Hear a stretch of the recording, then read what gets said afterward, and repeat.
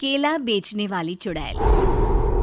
एक बार की बात है, जादूपुर नाम के एक गांव में करतब दिखाती एक औरत एक रेड्डी के लिए गांव में आती है।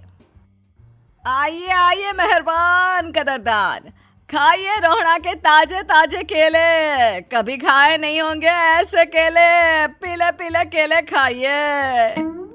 ये कहकर रोहड़ा हाथों में 4 केले लिए उन्हें सर्कल में जोर जोर से हवा में उछालती हुई करतब दिखाती है, जिसे देखकर आसपास के सारे बच्चे अपने अपने मम्मी पापा से उस औरत के पास जाने की जिद करने लग जाते हैं। पापा, ऐसा तो सर्कस में बॉल से होता है ना, ये आंटी तो केले से कर रही है। चलिए ना पापा, देखते हैं। रोहड़ा एक पतली सी तार पर चलती हुई केलों से करतब दिखाती है। आते जाते सभी लोग बाहर रुककर उसके करतब देखते हैं और वाह वाही करते नहीं थकते। जैसे ही एक आदमी पास आकर उसे पैसे देने लग जाता है, तब वो कहती है, अरे नहीं नहीं साहब, मैं करतब तो बच्चों के मन को बहलाने के लिए करती हूँ। धंधा तो मेरा केले का है। पीछे देखो मेरी रिड्डी, जो भी मेरे केले खाएगा मेरी तरह चुस्त दुरुस्त और तंदुरुस्त हो जाएगा। पता चलता है क्या कि मेरी उम्र 55 की है। अरे पर ऐसे ठंड के मौसम में कोई केला क्यों खाएगा? ये ऐसे वैसे केले नहीं है साहब, ये शरीर में गर्मी देते हैं। ठंड को दूर भगाए जो भी रोहिणा के केले खाए। पापा, अगर मुझे केले नहीं मिले तो मैं घर नहीं जाऊंगी। तभी उसके पापा कहते हैं कि बेटा, केले ठंड में कभी गर्मी नहीं देते। ये सब कहने की बातें हैं, सामान बेचने का तरीका है इनका। पर पिंकी नहीं मानती।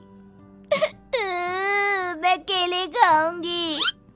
पिंकी की जिद के आगे नत्थू हार जाता है और उसे केले खरीद कर दे देता है। पिंकी खुश होकर केले घर ले आकर खाती है। अब मैं भी करतब करूंगी, कितना मजा आएगा। जादुई केले। पिंकी पहला केला खत्म भी नहीं करती कि वो बेहोश हो जाती है। दूसरे केले से एक काला धुआं आता है और रोहड़ा चुड़ैल बनकर बाहर निकल आती है। मेरे भूतिया केले बच्चे न खाए, ऐसा हो ही नहीं सकता। जादूपुर वालों, कब तक बचोगे? आ गई हूं मैं रोहड़ा, जिसका कोई नहीं कर सकता सामना। रोहड़ा पिंकी को गोद में उठाकर काले धुएं में कहीं गायब हो जाती है। शाम के वक्त नत्थू घर लौटता है और पिंकी को घर में ना पाकर उसकी माँ से कहता है, माँ पिंकी कहाँ है? अरे बेटा, उसे तो तू सुबह करतब दिखाने ले गया था ना, फिर कहाँ वापस आए तुम दोनों? मुझे लगा तू उसे अपने साथ मंडी ले गया होगा। हे भगवान, मेरी बच्ची कहाँ गई? मैं उसे घर ही तो छोड़कर गया था माँ। नत्थू गांव के घर कोने में अपनी बेटी को ढूंढता है, पर उसे वो कहीं नहीं मिलती। परेशान होकर आखिर रो रो कर नत्थू हिम्मत हार कर घर लौट आता है। अगली सुबह रोहड़ा फिर से करतब दिखाने आती है और इस बार पिंकी की तरह रोनी केले खरीद लेता है। 50 रुपए दिए थे पापा ने, सारे पैसों की मैंने केले खरीद लिए हैं। अब मैं भी आंटी की तरह ही करतबबाज बन जाऊंगा। यही सोचते हुए रोनी केले खाता है और पहला अकेला केला आधा खत्म भी नहीं करता कि चुड़ैल उसके सामने आ जाती है। मेरे साथ चलने का समय आ गया है रोनी। ये तो बस शुरुआत है। अब इस गांव के सारे बच्चे धीरे धीरे मेरे कब्जे में होंगे, एक बच्चा भी नहीं बचेगा। ये कहकर रोना रोनी को गोद में लेकर काले धुएं में अदृश्य हो जाती है। इसके बाद हर रोज गांव में से कोई ना कोई बच्चा गायब होता, पर ऐसा क्यों हो रहा है किसी को भी समझ में नहीं आ पा रहा था। रोज की तरह अपनी बेटी पिंकी की तलाश में नत्थू गांव के एक तालाब के पास बैठा रो रहा था। कहाँ गई मेरी पिंकी? शकुंतला के जाने के बाद एक वही तो मेरा सहारा थी। अरे उसकी आत्मा कोस रही होगी मुझे कि मैं अपनी बच्ची को संभाल भी नहीं पाया। नत्थू ये कहता हुआ रो ही रहा था कि तभी तालाब में से उसे शकुंतला की आवाज सुनाई देती है। कहाँ थी तुम शकुंतला? हमारी बच्ची और सारे गायब हुए बच्चे रोहड़ा के कब्जे में हैं। वो बच्चों को जो केले देती है उससे बच्चे बेहोश हो जाते हैं और उसके कब्जे में आ जाते हैं और वो उन्हें ले जाकर काली दुनिया में ले जाती है। पर वो ऐसा क्यों कर रही है?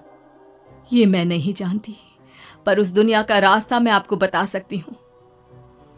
जहां ये नदी खत्म होती है वहां एक केले का पेड़ है, उसके नीचे एक दरवाजा है, वहीं से रास्ता जाता है उस दुनिया का। ये कहकर शकुंतला की आत्मा गायब हो जाती है। गांव के सभी लोग झुंड बनाकर उसी रास्ते से काली दुनिया में चले जाते हैं और वहां देखते हैं कि सारे बच्चे वहां काम कर रहे थे। पापा मुझे ले चलो यहाँ से। पापा पापा। सभी बच्चे अपने मम्मी पापा से लिपट जाते हैं। तो तुम लोग यहाँ तक आ गए? क्यों हमारे बच्चों को पकड़ लिया तूने? तुझे शिकार ही बनाना है तो ले, हम सब आ गए हैं, हमें खा ले। नहीं, मुझे बच्चे चाहिए। मेरे बच्चे के बदले तुम लोगों के बच्चे। क्या मतलब? मैं इसी गांव में रहने वाली एक औरत थी। केले की चोरी के इल्जाम में मेरे बेटे को गांव वालों ने इतना मारा कि वो मर गया। उसी दिन मैंने ठान लिया कि गांव वालों का भी वही हाल करूंगी।